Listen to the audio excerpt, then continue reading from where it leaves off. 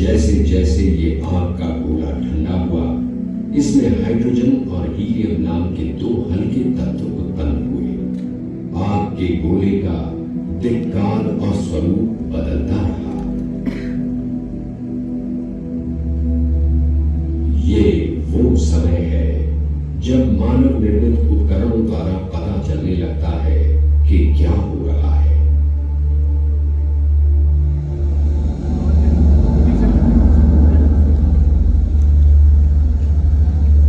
नाभिकीय, गुरुत्वाकर्षण एवं चुंबकीय बलों ने गैस को बादलों के रूप में गढ़ा।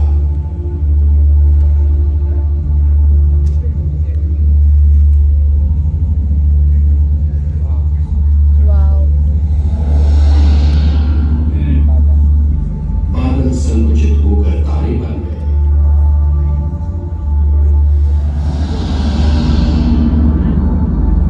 ढेर सारे तारे परस्पर आकर्षित हो तारों के समुच्चय बन गए।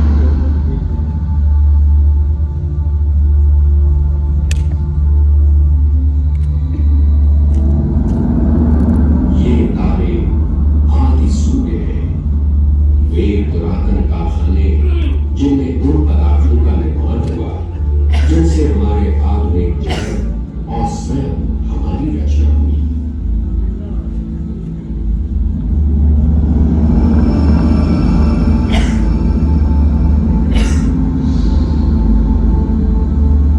इससे भी बड़े आयाम में है मंदाकिनियां, गैलेक्सीज, खरबों तारों को संजोए हुए तारों के विशाल महानगर, ब्रह्मांड में नाचते थिरकते सुंदर दृश्य।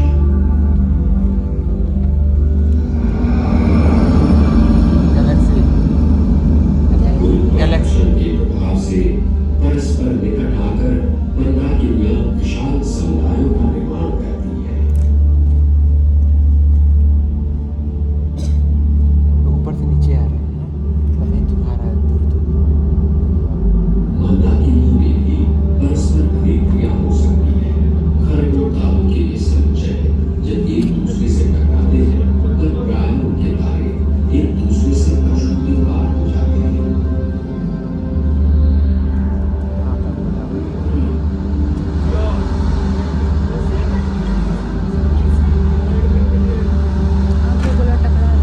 हाँ, गैलेक्सी था और गैलेक्सी से और नीचे आई तो आएगा प्लानेट। ये है नर्तुरन अर्थ या सेंट्रोरस ए, एक विशाल गोलाकार मंदाकिनी जिसने एक सर्पिलाकार मंदाकिनी का भक्षण कर लिया है।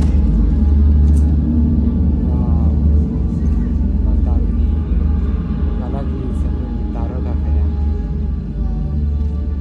और नीचे आएगा। इस लालची भक्षक के मुख में अब भी उसका शिकार दिखाई दे रहा है।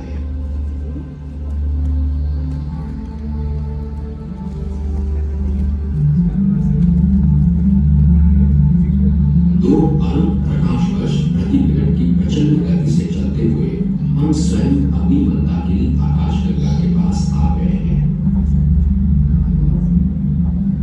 वो छोटी धुंधली आकृति देवयानी मंदाकिनी है। ये वो दूरस्थ पिंड है जिसे पृथ्वी से पूरी आंखों से देखा जा सकता है। 3 लाख किलोमीटर प्रति सेकंड की तीव्र गति से चलने के बावजूद इसके प्रकाश को हम तक पहुंचने में 22 लाख वर्ष लग जाते हैं।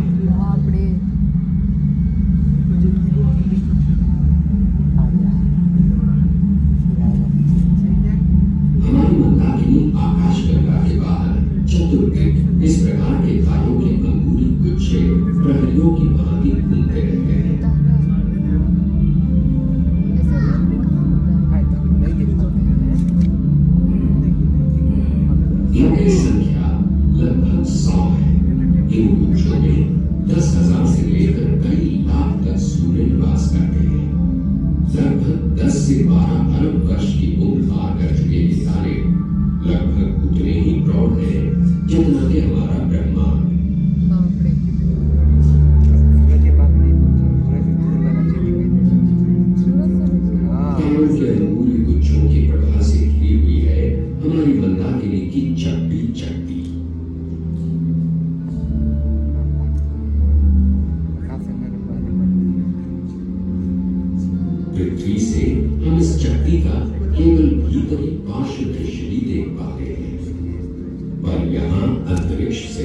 हम इसके वास्तविक स्वरूप को देख रहे हैं। नवनीले तारों से बनी इसकी विशालकाय वलयाकार भुजाएं और पुराने तारों से बना इसका पीला केंद्रीय भाग। धूल भरे बादलों की एक विशालकाय पट्टी ने इस चक्की की मोटाई को विभाजित कर रखा है। ये स्वयं में ब्रह्मांड का एक आश्चर्य ही तो है। देखिए इसके अंदर बहुत से आश्चर्य भरे पड़े हैं।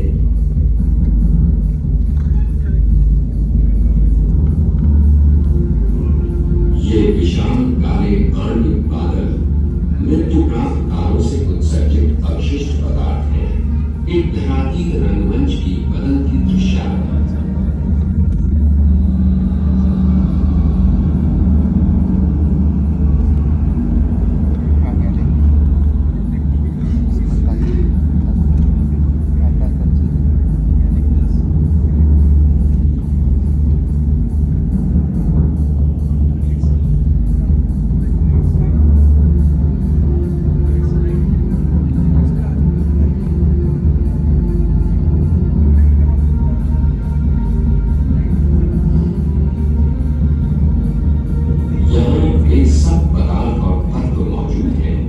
जिनसे ग्रह और जीवन का निर्माण होता है।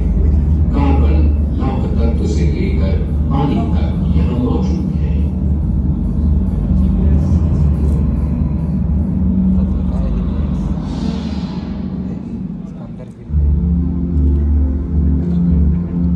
अपने केंद्र की आयन भट्टियों में तारे भारी तत्वों का निर्माण करते हैं। उनकी मृत्यु के बाद ये पदार्थ ब्रह्मांड में फैल जाते हैं और फिर इससे होती है नव सृष्टि। नवजात तारे इस पदार्थ का उपयोग कर आधुनिक ब्रह्मांड की नई ईंटों का निर्माण करते हैं। गैस के स्तंभ सरीखी ये आकृतियां गर्म निहारिका में है। इस बड़े स्तंभ का आकार होगा लगभग 1 प्रकाश वर्ष यानी 95 खरब किलोमीटर अथवा यूं कहिए 95 के पीछे 11 शून्य। भूल एवं तत्व गैस के ये स्तंभ भविष्य के सूर्यों और ग्रहों की सर्जन स्थली है।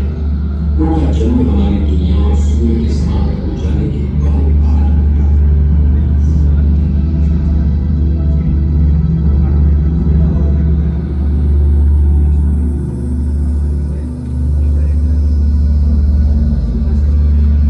पृथ्वी से आसानी से आकाश में दिखाई देने वाली ये है मृगनिहारिका। ये हमारी मंदाकिनी में ही स्थित हमारे समीप की तारों की पौधशाला या नर्सरी है। इस विशालकाय बादल के तल में नवजात तारे और तारों की धूम स्थित है।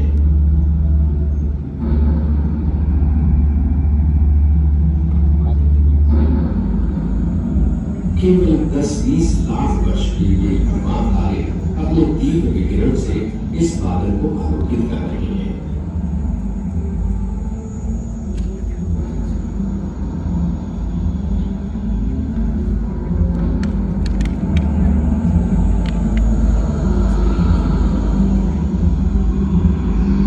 अंतरिक्ष दूरबीन का इन बादलों को घेर कर तारों के जन्म की प्रक्रिया को देखना संभव हुआ है। तारक ग्रहों के पास ठंडे गैसीय पदार्थ की काली धूल की चक्कियां हुई हैं। शायद आज से 5 अरब वर्ष पहले हमारे सौरमंडल का स्वरूप भी ऐसा ही रहा होगा।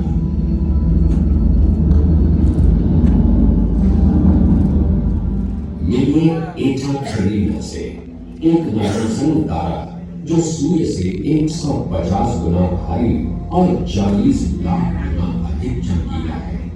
इसके अंदरूनी विस्फोटों ने इसे चीर कर रख दिया है। नाइट्रोजन, कार्बन, ऑक्सीजन तथा अन्य दूसरे तत्वों का उबाल इससे निकलकर ब्रह्मांड में विलीन हो रहा है। इस तारे को एक भारी भरकम न्यूक्लियर टाइम बम समझना चाहिए जो कभी भी फट सकता है। ऐसे विस्फोटों को सुपरनोवा कहते हैं। महाद्वाराकार तारों की मृत्यु सुपरनोवा विस्फोट के रूप में होती है। कुछ ही क्षणों में तारा इतना चमकीला हो जाता है कि अरबों तारों वाली मंदाकिनी इसके सामने फीकी पड़ जाती है। विस्फोट के दौरान तारे की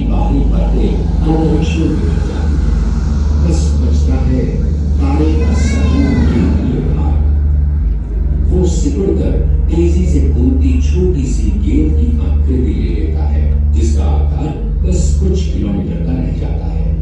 इसे न्यूट्रॉन तारा कहते हैं। ये इतना सघन होता है कि इसकी एक चुटकी भर पदार्थ की मात्रा एक विशाल पानी के जहाज या 6 कुतुब मीनारों के बराबर हो। विस्फोट से निकली गैस इतनी उत्तप्त होती है कि विस्फोट के कई हजार वर्ष बाद भी आज हम उन्हें दूरबीनों से देख पाते हैं। जब हमारे सूर्य जैसे छोटे तारों की मृत्यु होती है तो उनमें विस्फोट नहीं होता। मरण यातना से ग्रस्त फैलते सिकुड़ते ऐसे तारे अंतरिक्ष में गैस उत्सर्जित करने लगते हैं, जिसकी परिणति ऐसी सुंदर ग्रहरूपी निहारिकाओं के रूप में होती है।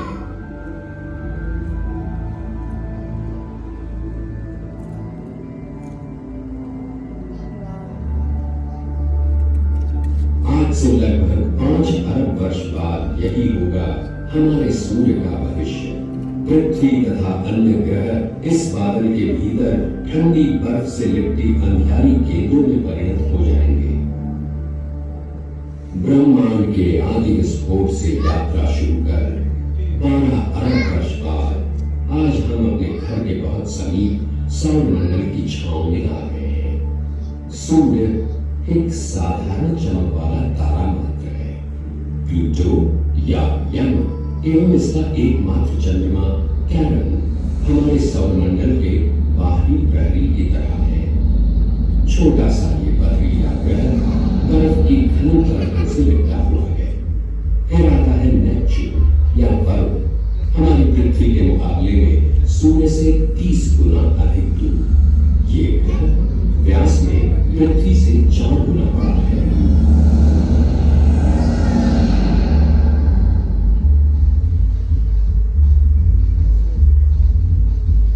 ये है यूरेनस या अरुण। युगों युगों पूर्व हुए किसी महाकाशीय झंझावात ने इसकी अक्ष को झुका दिया है। दूरबीन द्वारा खोजे गए इस पहले ग्रह और अरुण में बहुत समानताएं हैं।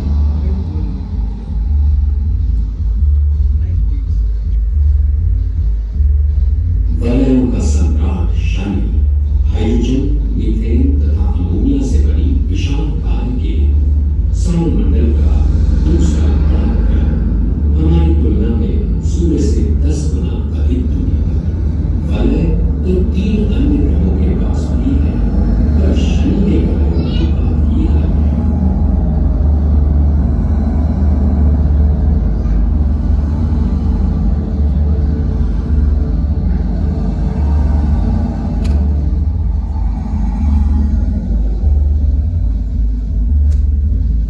शनि और सूर्य की आधी दूरी पर सौरमंडल का सबसे बड़ा ग्रह बृहस्पति है। इतना विशाल कि इसमें 1300 पृथ्वियां समा जाएंगी। 16 ज्ञात चंद्रमाओं और पतले वलयों से युक्त ये ग्रह आश्चर्यों का भंडार है, जिन पर बड़ाक्षेप की बस शुरुआत ही हुई है।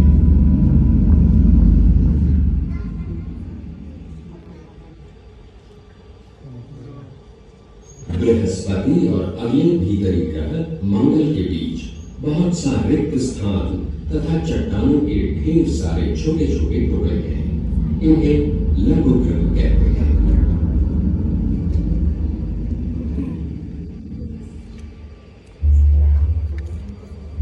चार पथरीले वामनाकार ग्रहों में मंगल सूर्य से सर्वाधिक दूर है। आज का उजाड़, बंजर और ठंडा ये मरुस्थल कभी पानी और सक्रिय ज्वालामुखियों से ओत-प्रोत था।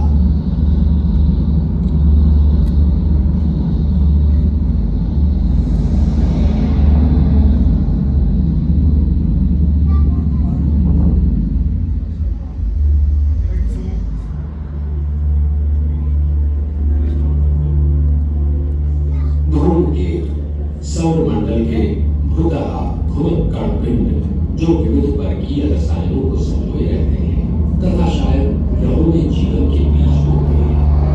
हम तेजी से अपने जीवन दाता तारे सूर्य की ओर बढ़ रहे हैं। ये हाइड्रोजन और हीलियम की बनी विशालकाय गेंद है, जिसकी दूरी 15 करोड़ किलोमीटर है। ये एक विशाल पारमाणु धरती है जो 5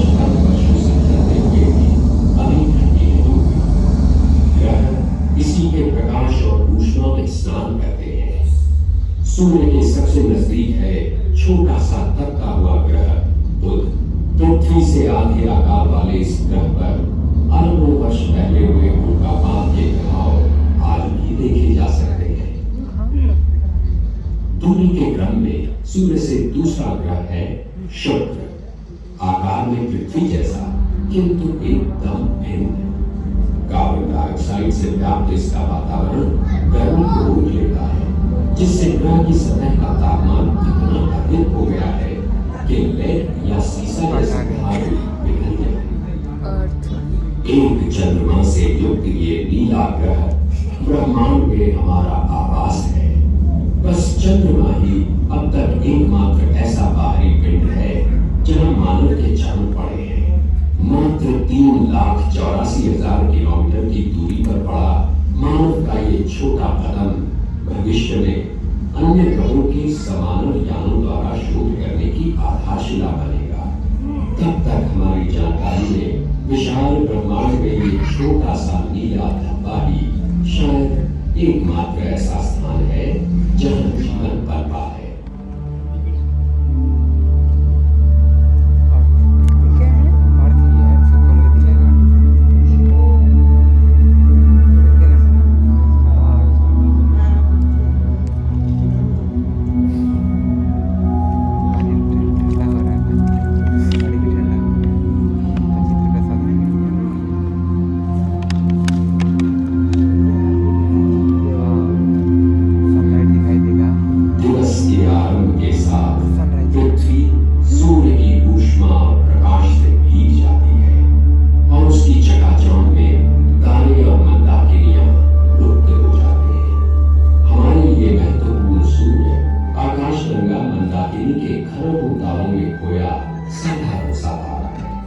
विशाल ब्रह्मांड में न जाने कितने तारे होंगे, कितने ग्रह होंगे, नाना प्रकार के जीवधारी होंगे।